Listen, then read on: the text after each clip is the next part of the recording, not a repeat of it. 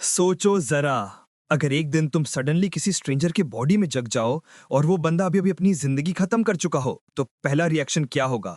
Shock, घबराहट और फिर एक अजीब सा डर कि तुम अब किस दुनिया में फंस गए हो। बियॉन्डर्स वो लोग हैं जो पोशंस पीते हैं और 22 पाथवेज फॉलो करके अपनी पावर्स अनलॉक करते हैं। और एक छोटी सी रूल याद रखना, जितना छोटा सीक्वेंस नंबर उतनी ज्यादा पावर। सितंबर 9th 1349, टिनजुन सिटी का एंड गेम। एक बियॉन्डर मॉन्स्टर से लड़ता है, मॉन्स्टर उसको घायल करता है और फिर पूरी सिटी को डिस्ट्रॉय कर देता है। सब कुछ एक कैटास्ट्रोफिक ब्लास्ट में खत्म। अब रिवाइंड करते हैं, जून 28 1349। एक आदमी जागता है, रूम में खून है, एक रिवॉल्वर टेबल पे पड़ा है और उसके फोरहेड पे एक घाव जो मैजिकली बंद भी हो जाता है। तब उसके दिल में एक आवाज घूमती है, क्लाइन। मिरर देखा तो रियलाइजेशन, तू किसी और के बॉडी में आ गया है। ट्रांसमाइग्रेशन, बिना मैनुअल के सरप्राइज पैकेज। वही टाइम पे डिटेक्टिव्स वेल्च और निया की बॉडीज डिस्कवर करते हैं। दोनों कोई यूनिवर्सिटी के हिस्ट्री ग्रेजुएट्स थे। ऑफिशियल लाइन सुसाइड, पर सस्पिशन भी है, कोई ब्लैक मैजिक रिचुअल या बियॉन्ड रिलेटेड सैक्रिफाइस जिससे कुछ डार्क फोर्स जाग गई हो। उनके साथ क्लाइन मोरेटी की एक फोटो मिलती है। क्लाइन ऑर्फन, पेरेंट्स डेड, अब अपनी छोटी बहन मेलिसा के साथ रहता। जो आदमी अब उसके बॉडी में है वो एक्चुअली जो मिंगरुई है, फ्यूचर से आया हुआ। जो डायरी पढ़ता है और डिस्कवर करता है कि वेल्च ने एक एंशिएंट नोटबुक लाया था। ये नोटबुक एंटिगोनस फैमिली के फोर्थ ईपॉक टाइप का है, बड़ा डेंजरस। एक एंट्री मिसिंग है जून 27 की, और जो फाइनल लाइन मिली वो चिलिंग थी, सब मरेंगे, मैं भी। मेलिसा रूम में आ जाती है, जो तुरंत ब्लड और रिवॉल्वर हाइड कर देता है, बिल्कुल एक्टर मोड। हाँ भाई, मैं बस सो रहा था। मेलिसा निकलती और जो सब क्लीन करके देखने लगता है और रियलाइज करता है कि उसका हेडवोन बिल्कुल ठीक हो चुका है। जो कंफ्यूज्ड है, क्या क्लाइन ने सुसाइड किया या उसका मर्डर हुआ? उसके मेमोरीज फ्रेगमेंटेड हैं, पर एक थॉट स्ट्रांग है कि ये नोटबुक कुछ बड़ी चीज से कनेक्टेड होगा, और वो रिचुअल जो उसने अर्थ पे किया था, शायद वही रीजन है यहां आने का। मेलिसा खाना देती है, बेटा खाना खा, आज एक्स्ट्रा अच्छा बनाया है, जॉब के लिए एनर्जी चाहिए ना। जो सोचता है, अगर गनशॉट हुआ होता तो मेलिसा कैसे नहीं सुनी। Suspicious vibes full on. Feeling unsafe, जो डिसाइड करता है रिचुअल दोबारा ट्राई करेगा, शायद वापस अर्थ का रास्ता मिल जाएगा। ब्रेड लेने जाते ही जो को लगता है कोई उसका पीछा कर रहा है। वो सूरज देख के सोचता है, लाइट थोड़ी स्ट्रेंज है, ये पैरेलल यूनिवर्स है। वहां लोग लैंडलॉर्ड कार्ड गेम खेल रहे थे, जो रॉसल गुस्ताव ने 100 साल पहले इन्वेंट किया था। गुस्ताव ने टैरो रीडिंग और स्टीमशिप का इन्वेंशन भी किया था। जो सस्पेक्ट करता है, रॉसल भी शायद कोई ट्रांसमाइग्रेटर था। फिर एक क्लाउन जंप स्केयर देता है, क्रीपी, बिना मेकअप के क्रीपी। जो सेंस करता है स्टॉकर और डक करके एक टैरो टेंट में घुस जाता है। रीडर कहती है, पहला कस्टमर फ्री रीडिंग। जो कहता है, फ्री भाई, चलो कर लो, एंटरटेनमेंट भी चाहिए ना। 3 कार्ड्स खींचे जाते, past present future. Present card निकलता है द फूल। कार्ड 0, नई शुरुआत, क्लूलेस हीरो वाइब्स। असली टैरो रीडर वापस आती है, फेक को डांटती है, और जो कॉर्नर से देखता है अपना स्टॉकर आ रहा है तो वो भाग निकलता है। शाम को जो रिचुअल रिपीट करता है। शुरुआत में कुछ नहीं होता, फिर एक शार्प पेन उसके हेड में, टैलिस्मन्स वैनिश, रेड लाइट रूम भर जाता है और वो ग्रे फॉग रेल में चला जाता है। वहां उसने गलती से रेड और ब्लू स्टोन टच किया और एक लड़की और एक लड़का अपीयर कर गए, दोनों अलग अलग वर्ल्ड से। फॉग से उनके बीच कोई वॉल था, पर दोनों ने क्लाइंट को ऊपर से देखा और समझा कि ये उनका लीडर है। क्लाइंट सोचता है, श्राइन टू है नहीं, फिर भी एक शाइन बन गया, और टेबल थ्रोन सब मैजिकली अपीयर हो गए, जैसे गेम के चीट कोड्स चल गए हों। क्लाइंट ने अपना नाम रखा द फूल। लड़की पूछती है, बियॉन्डर कैसे बनते हैं? क्लाइंट क्लूलेस, बोला सामने वाले से पूछ लो, क्लासिक डॉज। लड़का बताता है, बियॉन्डर बनने के लिए या तो चर्च ज्वाइन करो या रॉयल फैमिली से कांटेक्ट करो। पावर के साथ फ्रीडम जाती है और लाइफ में बहुत रिस्क आता है, और लड़के के पास सीक्वेंस 9 वाले 2 पोर्शंस थे, बड़ा सीरियस टफ। लड़की ईगरली एक पोर्शन लेने का डील करती है और फ्यूचर में मोर गैदरिंग्स चाहती है। क्लाइंट सोचता है, रिस्क तो है, पर अगर इस डायमेंशन के कांटेक्ट से अर्थ वापस मिलने का चांस मिले, व्हाई नॉट। सबने डिसाइड किया कोड नेम्स रखते हैं, लड़की जस्टिस, लड़का हैंग्ड मैन और क्लाइन द फूल। और बस यहीं से चालू होता है उनका छोटा सा टैरो क्लब। मीटिंग खत्म होने पर knock, police at the door. वो स्टॉकर एक्चुअली पुलिस निकला, लेनर्ड मिचेल, जिसे कुछ लोग लियो कहते हैं, और डन स्मिथ। उन्होंने क्लाइन को वेल्च और निया के सुसाइड के बारे में बताया। क्लाइन, डायरी की लाइन पढ़े जाने पर और ज्यादा सस्पिशंस उठे। क्लाइन बोलता है, मुझे कुछ याद नहीं। डन सजेस्ट करता है साइकिक टेस्ट मेमोरी रिकवर करने के लिए। क्लाइंट डर जाता है, अर्थ मेमोरीज लीक हो गई तो सब पता चल जाएगा, ट्रांसमाइग्रेशन का राज आउट हो जाएगा। रास्ते में एक छोटा चोर ब्रेड लूट के भागता है। कॉमनली स्टेज कियोस्क डिस्ट्रैक्ट करता है। क्लाइनेस मोमेंट में भाग के कैरेज में छुप जाता है, लेकिन ट्विस्ट, ड्राइवर कोई और नहीं डन स्मिथ खुद निकलता है। मोमेंट रिवील होता है ये सब एक ड्रीम सीक्वेंस था। डन और एक मिस्टीरियस वुमन क्लाइंट के माइंड में घुस के उसकी मेमोरीज प्रोब कर रहे थे। वुमन क्लाइंट के माइंड में फैमिली इमेजेस दिखाती है, क्लाइंट के पेरेंट्स, उसके पास्ट लाइफ फ्लैशेस। क्लाइंट घबराता है, डर है कि वुमन सब देख लेगी और उसका अर्थ सीक्रेट रिवील हो जाएगा, पर शायद ग्रे फॉग की वजह से वो सब पूरा नहीं देख पाती। वुमन पूछती है नोटबुक के बारे में, क्लाइंट हेल्पलेसली डिनाई करता है। जब उससे पूछा गया कि वेल्चनिया के वक्त क्या हुआ, विजन में गन उसके हाथ में आती है और वो सेल्फ शूट कर लेता है। क्लाइंट फिर जगता है और पूछता है टेस्ट पास हुआ। वुमन डन को बताती है इस बंदे ने खुद को शूट किया, लेकिन जिंदा है और उसकी मेमोरीज ब्लैंक है, जैसे वेल्स और निया की भी ठीक नहीं थी। वो पावर जिसे वो फील कर रही है वो खुद बहुत डेंजरस है। डन कंफर्म करता है कि एंटीगोनिस्ट नोटबुक अभी भी मिसिंग है और वो बोलता है क्लाइन इज इन डेंजर, वो हमेशा सेफ नहीं रह सकते, और एक ऑप्शन देता है बियॉन्डर बन जाओ। क्लाइन थोड़ा सोचता है, फिर एक्सेप्ट कर लेता है। कार्ड मिलती है उसको स्मिथ का कांटेक्ट, और इस एक्सेप्टेंस के साथ उसका नया सफर शुरू होता है। क्लाइंट स्मिथ के इंस्ट्रक्शन पे एक लोकल गैम्बलिंग या बार प्लेस में जाता है। वहां बारटेंडर से कांटेक्ट होता है, और जब बारटेंडर को पता चलता है स्मिथ ने भेजा है, तो वो एक सीक्रेट लिफ्ट का रास्ता बता देता है। लिफ्ट से नीचे जाके क्लाइन एक टाइडी सीक्रेट हाइडआउट में आता है, बिल्कुल ऑपोजिट ऑफ बाहर की गंदी गली। सेक्रेटरी को पहले से पता था कि एक न्यूबी आएगा। वो एक और सीक्रेट डोर खोलती है और क्लाइंट को और अंदर ले जाती है। रास्ते में वो रॉयल से मिलते हैं, एक और बियॉन्डर, फिर कायरा जो टफ नजर का बंदा है, और केनी जो साई टाइप। सेक्रेटरी स्मिथ के ऑफिस तक रूट बताती है। क्लाइंट मैसिव डोर्स के सामने खड़ा होता है, पर स्मिथ का ऑफिस डोर के साइड में ही होता है। वो जाता है, अनाउंस करता है कि he wants to become a beyonder, और स्मिथ उसको फॉर्मली रिक्रूट करता है पुलिस के स्पेशल ऑपरेशंस में।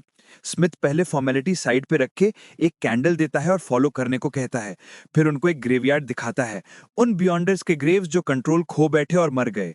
ये जॉब लाइफ रिस्किंग है, सुपरनैचुरल से लड़ना और अपनी सैनिटी भी रिस्क में है। स्मिथ एक मिथ बताता है, क्रिएटर ने ये वर्ल्ड बनाया light, sun, moon, land, creatures born out of primordial stuff like phoenixes from hair, wolves from ear etcetera. Humans ने मिस्टिकल आइटम से पोशंस बनाए और वो 22 पाथवे सिस्टम फॉर्म हुआ। चर्च ऑफ उन पोशंस को बनाता है, और चर्च के पास कुछ पाथवेज जैसे सीयर पाथवेज के जार्स होते हैं। स्मिथ बताता है क्लाइन को कि चर्च ऑफ एवरनाइट के पास सीक्वेंस 9 के लिए सिर्फ 3 पोशंस होते हैं, स्लीपलेस जो देता है पूरी नींद कंट्रोल, कॉप्स कलेक्टर जो देता है डिफेंस, और सीयर जो देता है मिस्टीरियस एबिलिटीज। पर ध्यान रहे, ये दोनों लास्ट वाले लड़ाई के लिए यूजफुल बिल्कुल भी नहीं। मतलब अगर फाइट हुई तो बस तुम्हारे गेस वर्क पे ही भरोसा है। चर्च के पास फिलहाल सिर्फ सीयर पाथवे का पोर्शन अवेलेबल था, और क्लाइंट को अब डिसाइड करना था कौन सा रास्ता चूज करे। ऑप्शन सोचते हुए उसने स्लीपलेस और कॉप्स कलेक्टर तुरंत रिजेक्ट कर दिए। मिस्ट्री, प्रायर और सीयर बच गए। आंसर ढूंढने के लिए क्लाइंट चला गया ओल्ड नील के लैब में, और नील वही अपने एल्केमी एक्सपेरिमेंट्स में घुसा हुआ था। नील ने क्लाइंट को बोला, बेटा पहले डॉक्यूमेंट्स अरेंज करो, उसके बाद सीक्वेंस चूज करना। मतलब होमवर्क देना तो कोई इनसे सीखे। ऑब्जर्व करते करते नील कैजुअली बोलता है कि वो एम्परर रोजेल के नोटबुक्स डिकोड करने की कोशिश कर रहा है सालों से। रोजेल के डेथ के बाद सारे नोटबुक्स गायब हो गए थे, और उनके अंदर स्ट्रेंज सिंबल्स थे जिनमें हिडन पावर्स थीं। नील का मानना है ये असल में रोजेल का डायरी ही है, और क्लाइन ने जैसे ही देखा उसने तुरंत चाइनीज स्क्रिप्ट पहचान ली, स्क्रिप्ट जो सिर्फ अर्थ पे एग्जिस्ट करती है। क्लाइन शॉक हो गया, और वहां लिखा था, पोशन के सीक्रेट्स डिस्कवर करना शायद मुझे घर लौटने का रास्ता देगा। रोजेल लिख के गया था, सीयर और मराउडर दोनों ही अच्छे चॉइसेस हैं। क्लाइंट बस सोचता रह गया, मराउडर मतलब। नील ने उसे रियलिटी में खींच लिया और पूछा, पोशन चूज किया या नहीं। क्लाइंट ने रोजेल की बात फॉलो करके सीयर पाथवे पिक कर लिया। नील ने रिमाइंड किया, एक बार चॉइस कर ली तो वापस लौटना पॉसिबल नहीं। क्लाइंट ने कंफर्म कर दिया, और पोशन बनाने का प्रोसेस स्टार्ट हो गया। मशीन के अंदर अलग अलग इंग्रेडिएंट्स मिक्स होते गए। क्लाइंट के हाथ ठंडे पड़ गए, पर नील ने बोला, हेजिटेशन सब बिगाड़ देता है। क्लाइंट ने बॉटल उठाई और पोशन पी गया। उसका बॉडी तुरंत रिएक्ट करने लगा, सारी चीजें ब्लर हो गई। नील ने बोला, एक कॉमन ऑब्जेक्ट सोचो। क्लाइंट ने सोचा, एक टॉप हैट। फिर नील ने बोला, अब कुछ सोचो जो इस दुनिया में एग्जिस्ट ही नहीं करता, और क्लाइंट ने अर्थ के ऑब्जेक्ट्स इमेजिन करने शुरू कर दिए। रूम हिलने लगा, ट्रेमर्स फील हुए। सडनली डार्कनेस ने उसे घेरा, फिर एक लाइट का एक्सप्लोजन हुआ। क्लाइन की आंखें खुली, उसे एक ऑरा नजर आई। नील ने बोला, मुबारक हो, तुम अब एक सीयर बन गए हो। क्लाइन को 2 आंखें दिखाई दी। नील ने कहा, अरे रिलैक्स, ये सिर्फ रिचुअलिस्टिक इल्यूजन्स हैं। क्लाइन का सर दर्द करने लगा। नील ने समझाया कि अगर स्पिरिट विजन ज्यादा यूज करोगे तो इल्यूजन्स आएंगे। उसने बताया, बंद करने के लिए अपनी आईब्रोज के बीच में 2 बार टैप करो। क्लाइन ने किया और विजन तुरंत ऑफ हो गया। नील ने और ऐड किया, अब तुम डिविनेशन आर्ट्स के लिए भी स्पिरिचुअलिटी यूज कर सकते हो, और क्लाइन को दिए demon hunting bullets. Klein Smith से मिला। स्मिथ ऑलरेडी इन्फॉर्म था नील से। उसने बोला, तुम क्लर्क बनोगे, सैलरी मिलेगी और फिर ऑफिशियल नाइट हॉक बनो। स्मिथ ने केन खरीदने की भी एडवाइस दे दी, मतलब अब तुम स्टाइलिश डिटेक्टिव बन जाओगे। जब क्लाइंट बाहर निकला तो लेनर्ड ने उसे एरेज में बिठाया और बोला, एक लड़का किडनैप हो गया है, चलो काम पे। क्लाइंट ने पूछा, बियॉन्डर्स किडनैपिंग्स क्यों कर रहे हैं? लेनर्ड बोला, अरे हम सिक्योरिटी कंपनी है पब्लिक के लिए, और लड़के का बाप हमारा पुराना क्लाइंट है। लेनर्ड ने क्लाइंट को लड़के की चीजें दी और बोला, सीयर पावर यूज करो, ढूंढो। क्लाइंट ने अपना डाउजिंग रॉड एक्टिवेट किया, स्पिरिट विजन ऑन किया और उसे फील हुआ कि एलियट यहां से गायब हुआ था। रॉड फॉलो करते करते वो कैरेज को एक घर तक ले गया। अंदर उसने एक रूम डिटेक्ट किया जहां एलियट बंद था। लेनर्ड ने डोर तोड़ दिया और एकदम स्टाइलिश वे में किडनैपर्स को धूल चटा दी। क्लाइंट ने एलियट को फ्री किया, पर तभी एक इनविजिबल विंग क्रैक हुआ और किडनैपर्स का बॉडी अजीब बिहेव करने लगा। उनके अंदर का मॉन्स्टर बाहर आने लगा और दोनों एक साथ मर्ज होके एक ही क्रीचर बन गए। मॉन्स्टर अटैक करता है, क्लाइंट अपना गन पॉइंट करता है, हेजिटेट करता है, पर फिर ट्रिगर दबा देता है। पहला शॉट। मॉन्स्टर भागकर बाहर निकल गया। लेनर्ड ने तुरंत अपने रेल में खींच लिया और उसे सुला दिया। क्लाइंट को लगा जैसे वो जगह उसने पहले भी देखी है। लड़के को फादर के पास वापस करने के बाद इन्वेस्टिगेशन हुई। लेनर्ड कैजुअली बोलता है क्लाइंट से, तुम मुझे पसंद हो। क्लाइंट शॉक हो गया, डर के मारे भाग गया। लेनर्ड पीछे किसी और से बात करता है, रिलैक्स, ये लड़का कुछ खास नहीं है। क्लाइंट घर वापस आया, पर अचानक अपने आप को एक मैंशन के अंदर पाया जहां वो अभी अभी गया था। रूम के अंदर एक किताब थी जिस पर लिखा था, एवरीवन विल डाई। फिर फूल कार्ड सामने आया और क्लाइंट ने खुद को अपने कमरे में जागता पाया। उसने समझा कि फैमिली नोटबुक का क्लू उस किडनैपिंग साइट के आसपास ही है। क्लाइंट और मेलिसा अब नए घर शिफ्ट हो गए थे। बेंसन आया, हाउस देखकर सरप्राइज हो गया। क्लाइंट ने खुद खाना बना के दोनों को खिलाया। बेंसन ने क्लाइंट को नए कपड़े गिफ्ट किए और क्लाइंट खुश हो गया। उसने अपने भाई बहनों को देखते ही अपने पेरेंट्स को याद किया। पर तभी क्लाइंट को महसूस हुआ कि कोई उसे फॉलो कर रहा है। नाइट हॉक्स ने तुरंत उस परस्यूअर को पकड़ लिया और इंटेरोगेशन शुरू कर दी। पता चला कि वो एक सीक्रेट ऑर्डर का मेंबर है जो 4th ईपॉक से लिंक्ड है और एवरनाइट गॉडेस एम्पायर से भी टाइज रखता है। ये लोग इतने सीक्रेटिव होते हैं कि इनके व्हाट्सएप ग्रुप्स भी शायद प्राइवेट ही होंगे। ये बंदा की एंटीगोनस फैमिली डायरी के पीछे था और क्लाइंट को उसका सबसे बड़ा क्लू समझ रहा था। लेनर्ड और डन उस ऑर्डर पर डिस्कस कर रहे थे, तभी उन्हें खबर मिली कि क्लाइंट को एक नई लीड मिली है। वो लीड उन्हें ले गई एक और घर में जहां एक बुरी तरह से डीकंपोज्ड बॉडी मिली। क्लाइंट को उल्टी आने लगी, पर फिर उसने अपने सेंसेस रिकवर किए। वो वुमेन का बेटा रेबर मिसिंग था। टीम को लगा डायरी उसके पास ही है। रेबर की फोटो यूज करके क्लाइंट ने डिविनेशन ट्राई किया, पर रिजल्ट 0। कोई पावरफुल फोर्स ब्लॉक कर रही थी। डन ने क्लाइंट को एक टोपैज नेकलेस दिया, बोला इससे डिविनेशन ईजी होगा। इसी वक्त उन्हें खबर मिली कि होली कैथीड्रल ने एक ग्रेड 2 सील्ड आर्टिफैक्ट भेजा है, कोड 49। ग्रेड 2 मतलब मॉडरेटली डेंजरस, मतलब तुम्हारी जान गई गई।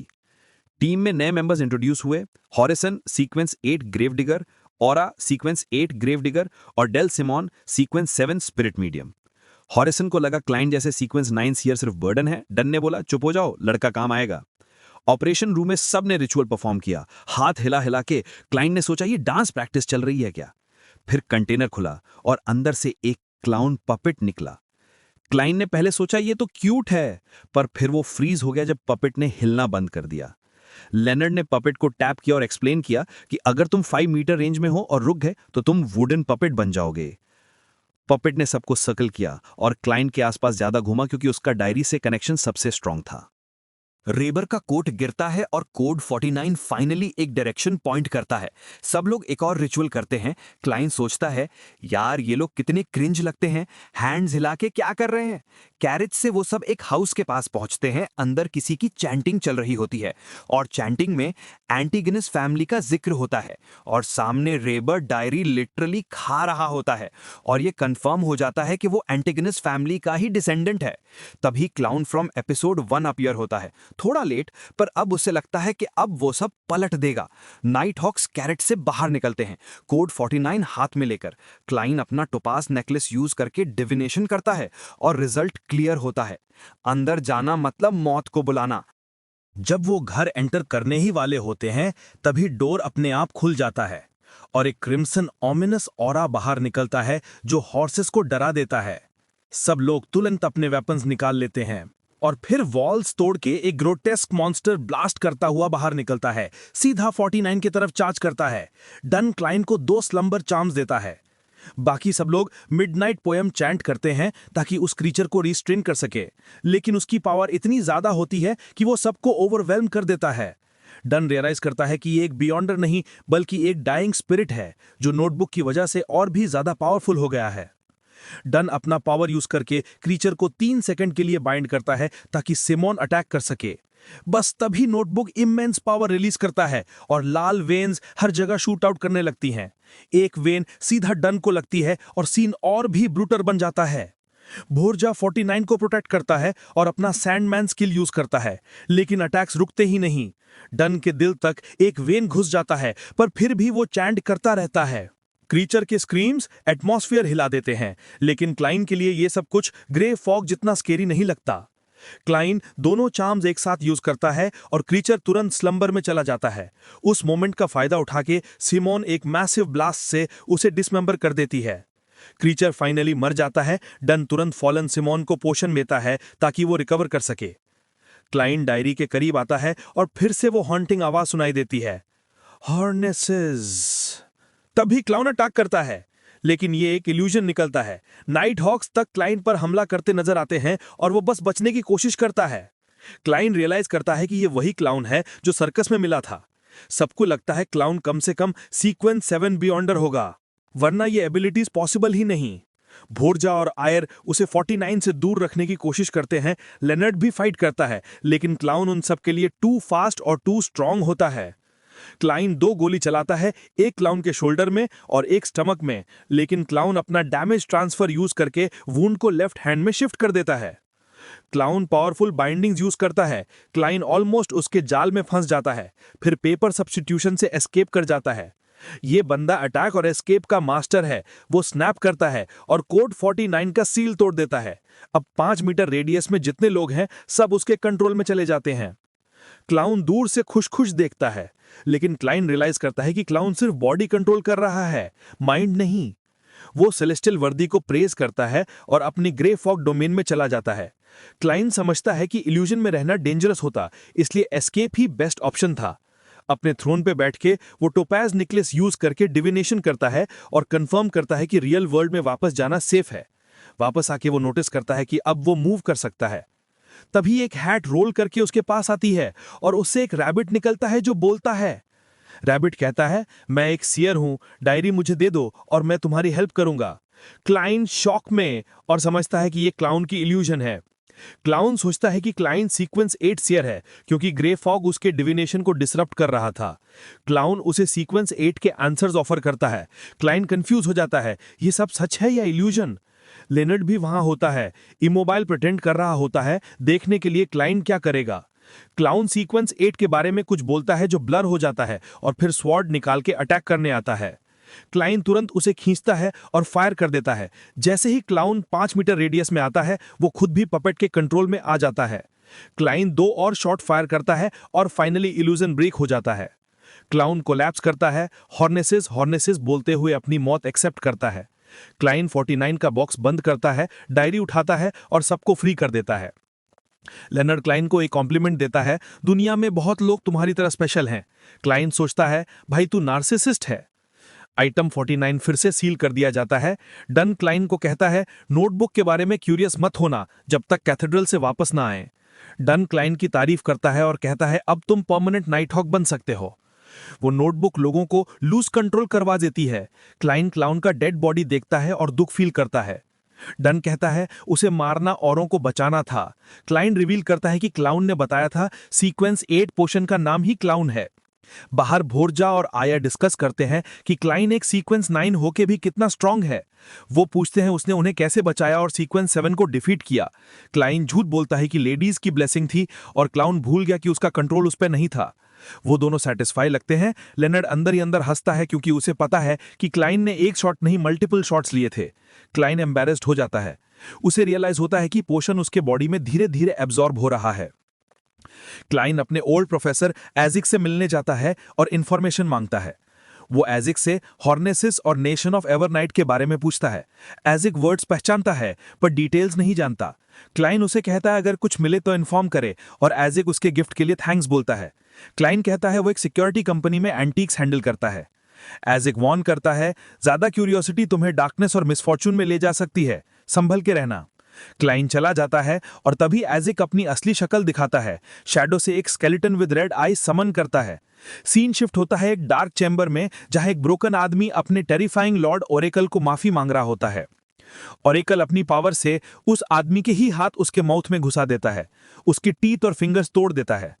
ओरेकल को पता चलता है कि अब नोटबुक क्लाइन मोरेटी के पास है और वो आदमी को एक लास्ट चांस देता है उसे वापस लाने का। अब क्लाइन उसके रडार पे है। दूसरी तरफ क्लाइन ओल्ड नील से रिचुअल सीखने लगता है। नील एक्सप्लेन करता है कि लो सीक्वेंस रिचुअल्स के लिए स्पेसिफिक इंग्रेडिएंट्स चाहिए। वो एक डेमोन्स्ट्रेशन देता है और क्लाइंट को प्रैक्टिकल एग्जाम्पल के थ्रू समझाता है। तभी एक कैरेज आती है और ड्राइवर एक वॉलेट आइडेंटिफाई करता है जिसमें उसके कैरेज का एम्ब्लेम होता है। क्लाइंट सोचता है नील इसे डिवाइन गिफ्ट मानेगा या रिटर्न करेगा। नील ऑनेस्टी चूज करता है और वॉलेट वापस कर देता है। ओनर उसके ऑनेस्टी के लिए उसे रिवॉर्ड में एग्जैक्टली 30 पाउंड देता है।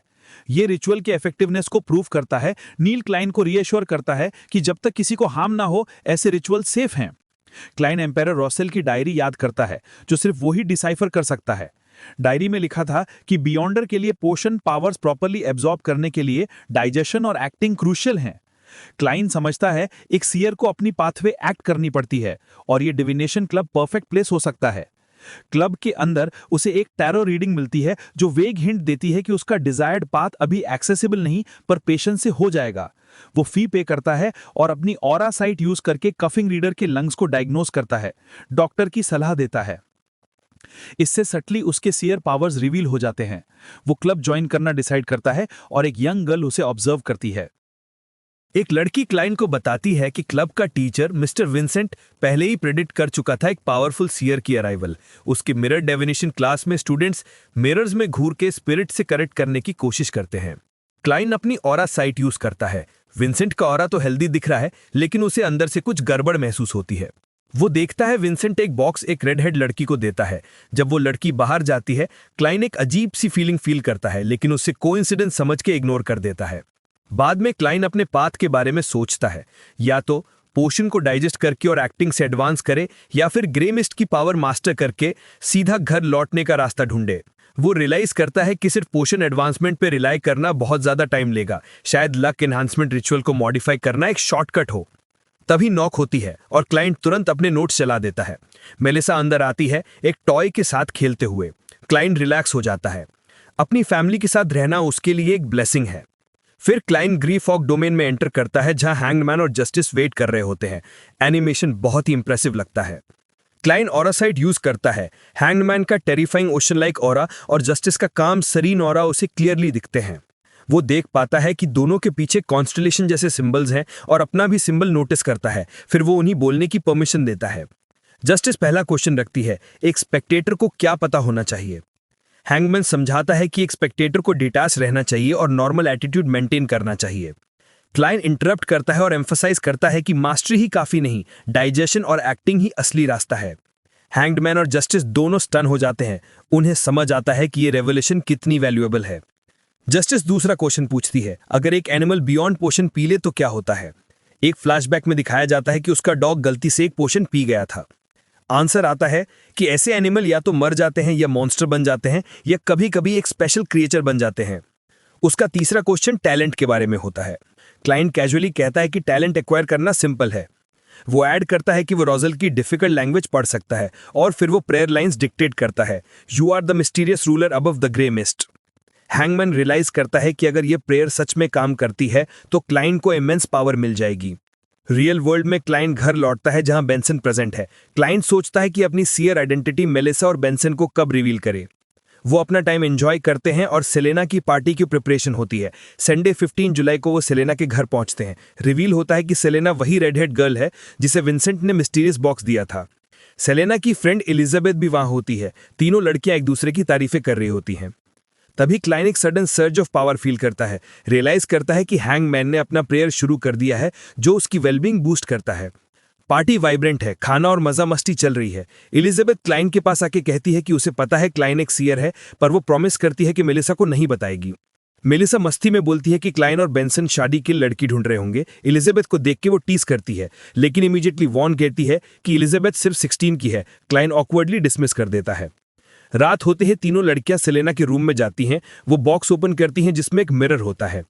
वो मिरर डेफिनेशन करने लगती हैं, फ्यूचर पार्टनर्स के बारे में मजाक मजाक में पूछती हैं। लेकिन client suddenly profound danger feel करता है। वो तुरंत लड़कियों के रूम में रश करता है और देखता है मिरर पूरा काला हो गया है, एक हॉरिफाइंग सीन। उसे समझ आता है कि लड़कियां डेंजर में हैं। रूम में लकीली रिचुअल के लिए सभी इंग्रेडिएंट्स होते हैं। सेलेना अब अपनी नॉर्मल सेल्फ में नहीं है। वो पॉजेस्ड और मॉन्स्ट्रस घोसली फिगर में ट्रांसफॉर्म हो रही है। वो एलिजाबेथ और मेलिसा पे अटैक करती है, उन्हें अनकॉन्शियस कर देती है। क्लाइन अपना नॉक्टर्नल मैजिक और स्लंबर कार्ड्स यूज करके सेलेना को ट्रैप करने की कोशिश करता है। वो फ्रेंटिकली इंचैंटमेंट कंप्लीट करने की कोशिश करता है, लेकिन विंसेंट अपना खुद का ब्लड यूज करके सेलेना को एम्पावर कर देता है और उसका ट्रैप तोड़ देता है। सेलेना का पोजेस्ड हेयर क्लाइन पे अटैक करता है। क्लाइन जितनी कोशिश करता है वो उसके अटैक से बच नहीं पाता। सेलेना क्लाइन को टॉन्ट करती है, कहती है कि उसकी सर्वाइवल और बियॉन्ड पावर्स एनॉमलीज हैं। फिर उससे डिमांड करती है कि नोटबुक के सीक्रेट्स बताए। अगर नहीं बताया तो वो लड़कियों की जान ले लेगी। क्लाइन बेहोश होने लगता है, लेकिन तभी एक पावरफुल सर्च फील करता है। जस्टिस ने भी अपना प्रेयर शुरू कर दिया था। उस प्रेयर की वजह से क्लाइन रिगेन करता है अपनी स्ट्रेंथ और सेलेना की ग्रिप से फ्री हो जाता है। ये क्रूशियल मोमेंट क्लाइंट को इनफ टाइम देता है रिचुअल कंप्लीट करने के लिए। वो गॉड से अपील करता है कि सेलेना को पोजेस करने वाली स्पिरिट बैनिश हो जाए और कनेक्शन कट हो जाए। रिचुअल सक्सेसफुली कंप्लीट होता है। सेलेना, एलिजाबेथ और मेलिसा तीनों अनकॉन्शियस गिर जाती हैं। विंसेंट भी डिफीट हो जाता है। क्लाइंट रियलाइज करता है कि जस्टिस की टाइमली प्रेयर ने उसे डिस्ट्रक्शन से बचा लिया। विंसेंट बिविल्डर्ड निकलता है, पर एक और बंदा मिस्टर जी आता है जो अरोरा ऑर्डर का मेंबर है। वो एक टेरिफाइंग गिफ्ट डिलीवर करता है। विंसेंट को डेथ एंड से मार दिया जाता है। बाद में क्लाइंट सब कुछ डन स्मिथ को एक्सप्लेन करता है और उसे सीन दिखाता है। डन एक डिस्टर्बिंग विजन देख लेता है ग्रोटेस्क क्रिएचर का, जो उसे शॉक कर देता है। क्रेडिट्स के साथ हम लोएंड किंगडम में शिफ्ट होते हैं। जस्टिस पीसफुली सो रही होती है और उसका डॉग सूसी उसे जगाने की कोशिश करता है। और शॉकिंगली सूसी बोलने लगता है। वो कंप्लेन करता है, मैं सिर्फ एक डॉग क्यों हूं? क्लियरली पोशन इफेक्ट का रिजल्ट है। एक सर्वेंट आके जस्टिस को इन्फॉर्म करता है कि उसे एक रॉयल सेलिब्रेशन के लिए प्रिपेयर होना है। जस्टिस उठ जाती है। सर्वेंट्स उसके ड्रेसेस और ज्वेल्स लेके आते हैं। रिवील होता है कि जस्टिस एक्चुअली एक प्रिंसेस है और ये उसका 17th बर्थडे है। ये एपिसोड यहीं खत्म होता है। नेक्स्ट एपिसोड जल्द ही आएगा। Please like, comment and subscribe जरूर करें।